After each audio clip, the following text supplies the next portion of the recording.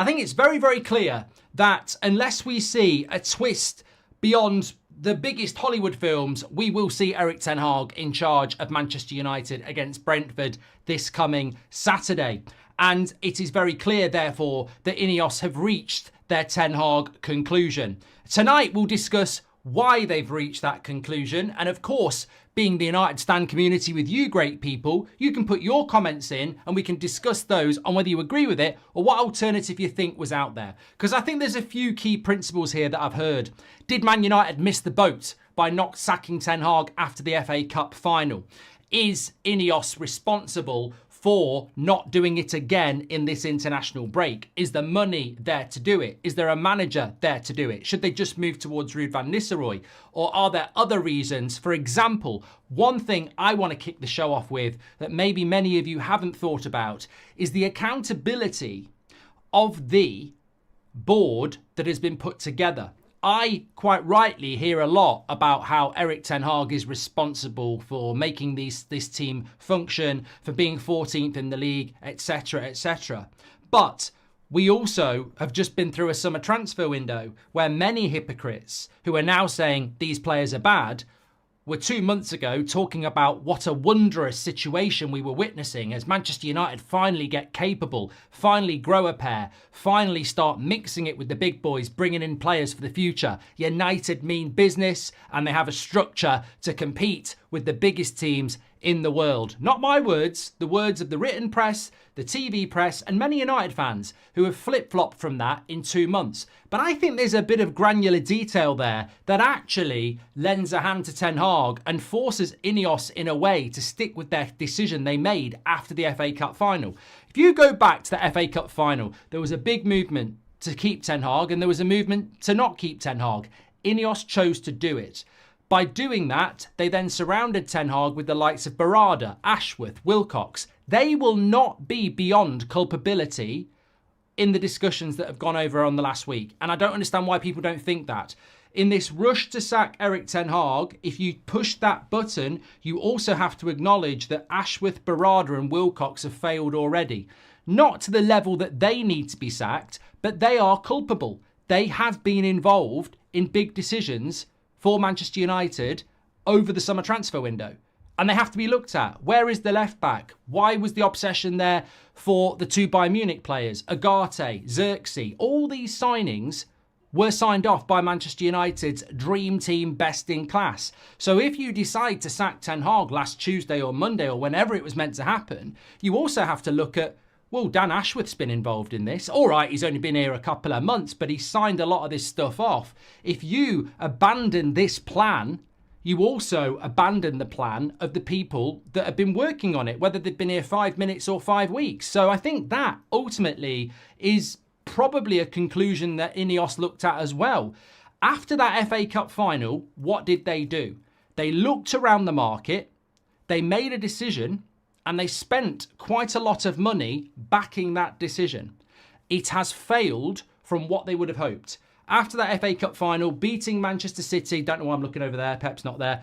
After that FA Cup final, we beat Manchester City in a way where everybody was shocked and everybody said we deserve to win. Have we kicked on from that? Ineos have gone, how do we kick on from that? Eric, Dan, Omar, Jason, how do we kick on from winning that FA Cup final? If we take the hype of that FA Cup final, the positivity of that FA Cup final and say to you people, how do we build on that for next season so we're not having a season like last season? They've given them the platform. They've given them the plan and now we're in 14th place. So I think there is shared responsibility here that also Ineos will be looking at and going, if we abandon it now, we're also abandoning a lot of these new people that we've brought in who were part of this project over the summer as well. Erik ten Hag should play Mazraoui on left back because of Rashford's Allen. Yeah, Mazraoui's injured, mate. Sorry, we're trying to have a grown-up conversation. Stick with Ten Hag, simple and clear, says Rub. And Lee says, I can't believe who we've retained and who we've let go. Watching Gomez play tonight stung. It's international football, mate. I mean, look, I'm going to be...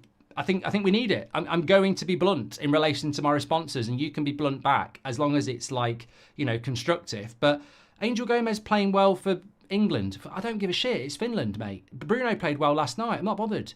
I don't care. Like, We've made plenty of mistakes in the past, and we'll make plenty of mistakes in the future. We're not 14th in the league because we let Angel Gomez go. Let's put it that way. We have a left back with when Malacia comes back. Yeah, you've just took over the worst comment ever. It's CJR. Come on, it's the United Stand community. You're 10 years old. Grow up and start giving me something decent. Bloody hell. What a terrible start to the show. Mazraoui should play at left back when he's injured, and Malacia's our answer at left back. I mean, what a shit start. Right, okay, I'll carry on then. I've got lots to say. So, Ineos reached their Ten Hag conclusion. Let's have a look at it. So, what we have realistically is a situation where many of you would sack Erik Ten Hag. And I know why, and I can't disagree with many of the reasons you've got. But why did Ineos reach the conclusion to stick with him? Well, it's very, very obvious on many levels. And I don't necessarily think money is the way. I mean, one option was it was going to cost them 15, 17 million to sack him, but you put Ruud van Nistelrooy in as a interim. I don't think they like that option. Well, yeah, obviously the money payout is not great, but you're also killing Ruud van Nistelrooy and Rennie Heck as well, which will cost you money in the long term. Because all Ruud and Rennie will do, I mean, if you keep them after Ten Hag's gone, all they will do is steady the ship to the summer, and then they go as well. So anybody who's going, let's sack Ten Hag and give Ruud the job, I would like to sit them down, maybe there's some of you in the chat tonight, and go, what's your long-term vision? Because one of the great things about this community, especially in an international break, is we can have these types of conversation and throw it back at me as well, because I'll give you an in-depth answer, as I always do, and I normally get one from you as well. But if you sack Ten Hag for Ruud, you are only writing the season off and hoping for a bit of an Ollie glow-up before you get a proper manager in the summer. That's what you're doing with Ruud. If you think that's a better option, that's fine. But don't tell me you want to sack Ten Hag to give Ruud the job because he's going to be the next Sir Alex Ferguson that's going to rebuild this football club from top to bottom and take us back to compete with Man City. Because where's the evidence of that? There's absolutely none. That's not what I want. I don't think that's what you want. This is, let's sack Ten Hag to put Ruud in because it's something different and I'm justified in sacking Ten Hag and I can tell everyone I told you so.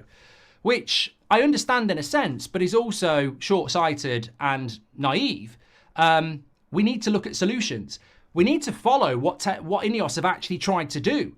There's a story that's come in tonight from Christian Falk, who said during the summer, prior to extending Ten Hag's contract, Manchester United contacted Stuttgart's Sebastian Hoeneß, discussed potential availability and possible transfers, but Hoeneß declined. I've probably got his name wrong because I'm a big fan of Blockbusters. Bob Hoeneß. Is he still alive? Can I have a B, please, Bob? Can I have an A, please? Is he still alive? But look, Manchester United clearly, whether Christian Falk is talking out of his arse or talking out of his mouth, the fact is, it doesn't matter whether it's Sebastian Hoeneß or it's Julian Nagelsmann or it's Thomas Frank. We know we spoke to managers in the summer. We know this. And what I don't understand is that when people say, let's sack Ten Hag and let's just sack Ten Hag, it's not good enough. Fine. What are we doing afterwards? We've been talking about this for 12 months. What are we doing next? We've just spoken about the Ruud van Nistelrooy thing. I can't tell you what Ineos thinks. Nobody can tell you what Ineos thinks. But I think Ineos are looking at Ruud van Nistelrooy and going, we've seen this before.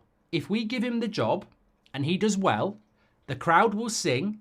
They'll pressure us into giving him a contract and we will waste 3 years. If it doesn't go that well, the season is a write-off and in the summer, we've got to rebuild again.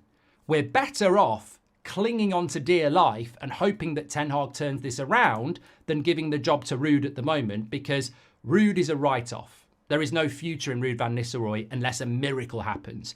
So we're better off waiting for a miracle from Ten Hag because it's cheaper. And if we've got to replace in the summer anyway, that's what's going to happen with Ruud. So I think that's why that's what they're looking at there.